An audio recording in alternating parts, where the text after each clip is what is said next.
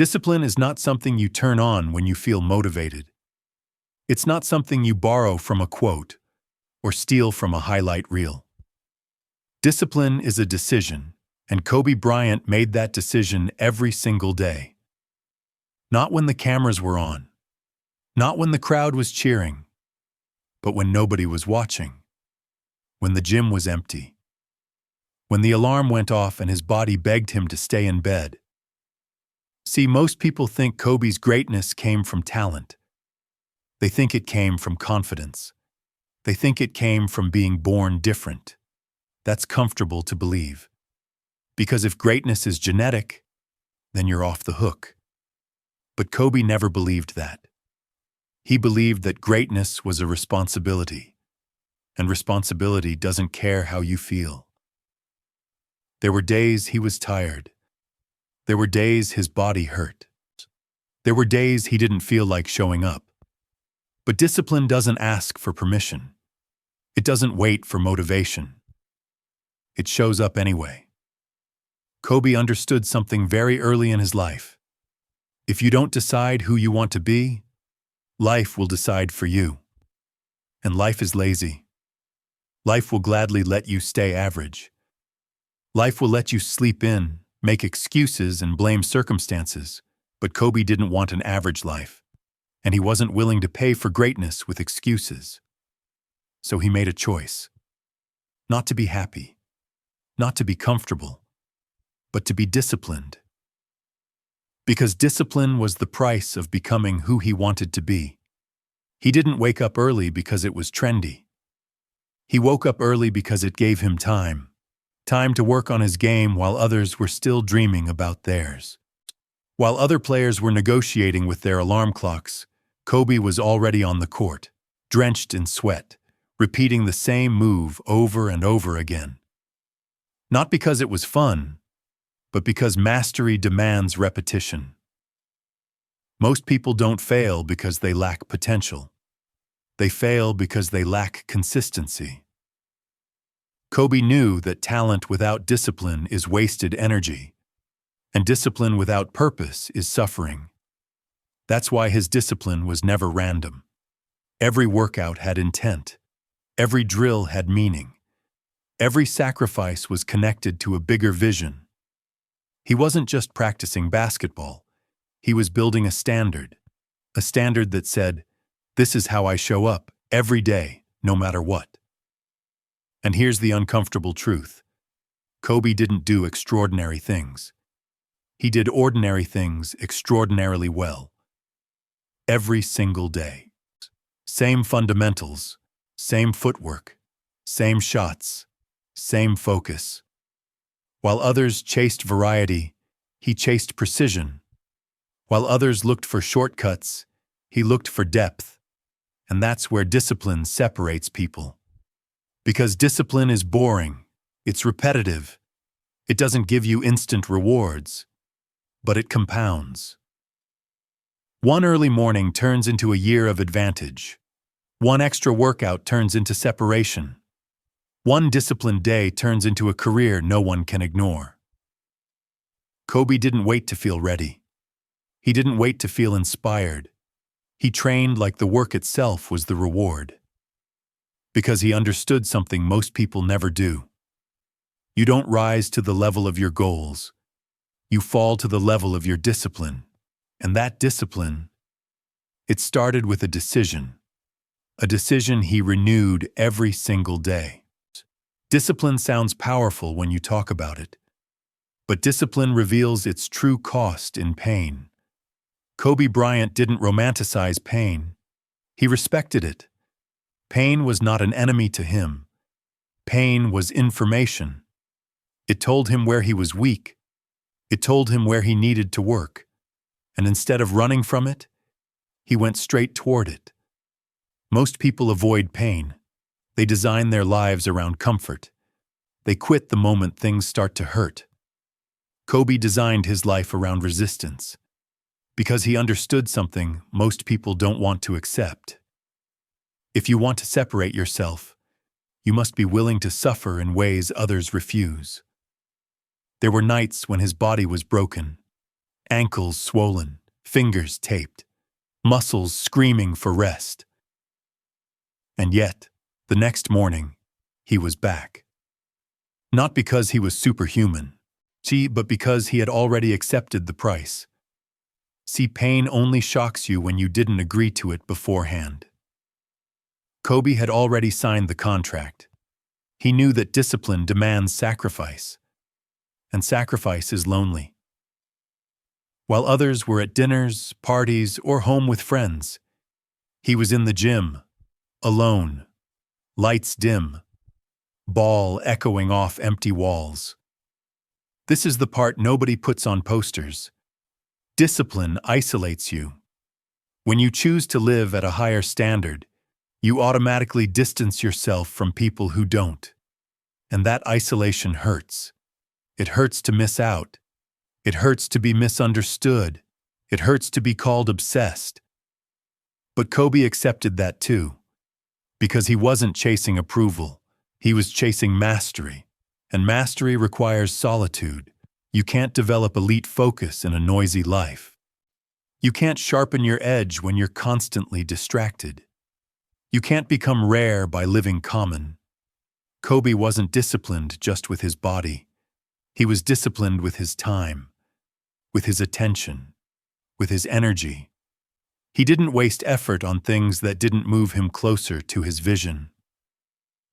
That's another hard truth. Discipline is not just about doing more. It's about doing less of what doesn't matter. Every no he said to comfort was a yes to his future. And this is where most people break. They want greatness, but they also want balance, approval, fun, rest, and validation, all at the same time. Kobe understood you don't get everything at once. You choose. You choose what you're willing to give up. You choose what you're willing to endure. You choose what kind of pain you can live with. The pain of discipline or the pain of regret. Because regret is pain too.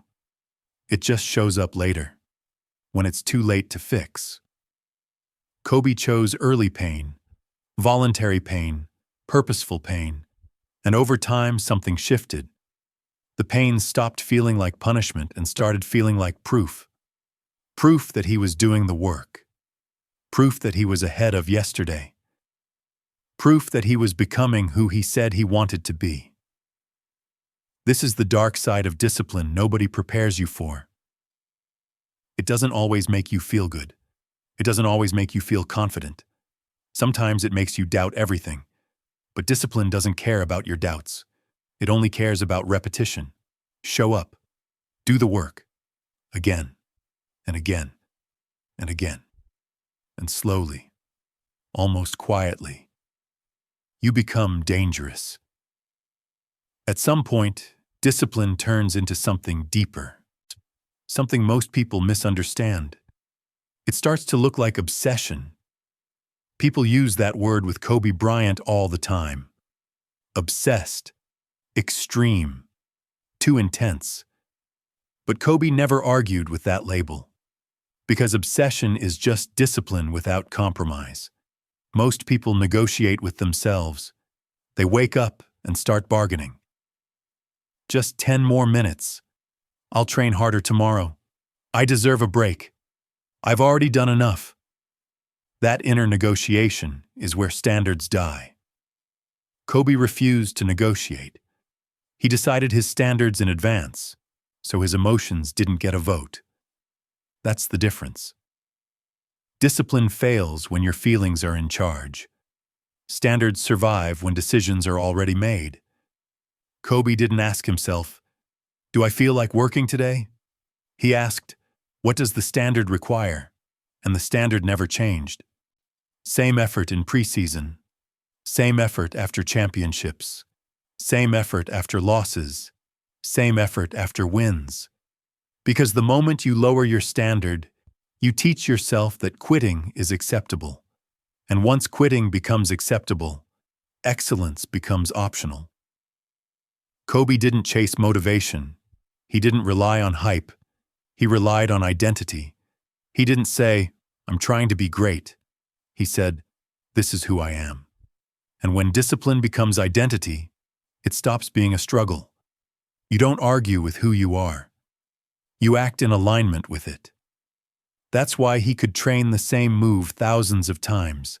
Same footwork, same shot, same angle. Not because he lacked creativity, but because creativity without fundamentals collapses under pressure. He wanted habits so strong that even on his worst day, his worst performance was still better than most people's best. That's what standards do. They protect you when motivation disappears. And here's the part most people don't like hearing. High standards cost you relationships. They cost you comfort. They cost you balance. Because not everyone can live at the pace you choose. Kobe understood that being respected later often means being misunderstood now. He wasn't arrogant. He wasn't cold. He was committed. Committed to a version of himself that most people will never meet. And commitment looks selfish to people who are still undecided. That's why he didn't explain himself. He didn't need validation. He didn't need agreement. He needed results. And results come from one thing, repeated relentlessly. Do the work. Hold the line. Don't negotiate. Every single day. Failure didn't scare Kobe Bryant. Excuses did. Most people fear losing because losing exposes them. It forces them to explain, to defend, to justify.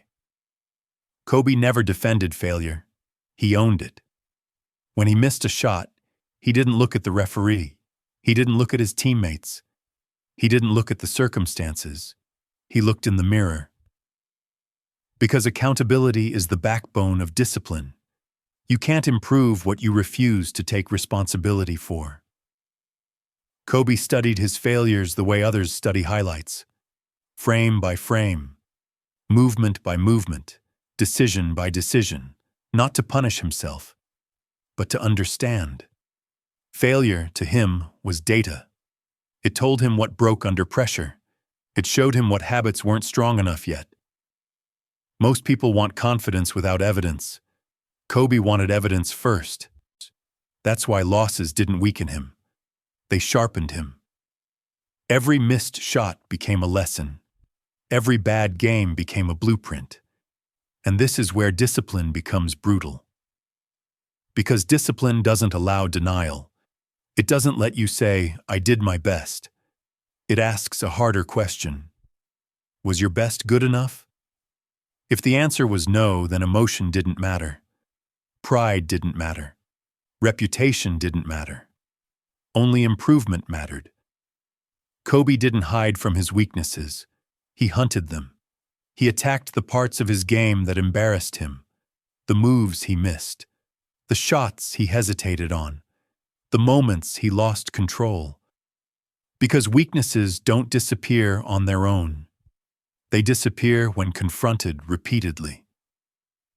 That level of honesty is rare, because it hurts. It hurts to admit you're not as good as you think. It hurts to accept that effort isn't the same as effectiveness. But Kobe chose truth over comfort. And that's why his confidence was unshakable. Not because he believed in himself blindly, but because he trusted his preparation. Confidence wasn't something he told himself. It was something he earned. Through repetition, through correction, through ownership. And here's the part most people miss. Accountability doesn't end when you succeed. Success is actually more dangerous than failure. Because success tempts you to relax, to protect your image, to stop questioning yourself. Kobe never stopped questioning himself. After championships, he went back to the basics. After awards, he went back to the film room. Because discipline isn't about proving people wrong once. It's about proving yourself right every day. Chief failure didn't define him. Avoiding responsibility never had the chance to. Most people train for moments. Kobe Bryant trained for decades. That's the difference.